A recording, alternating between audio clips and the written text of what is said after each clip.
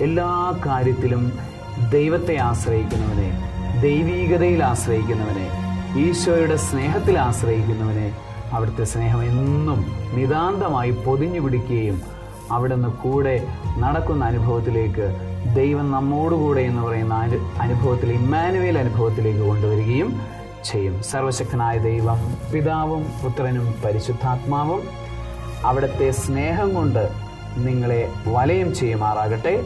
ആമേൻ.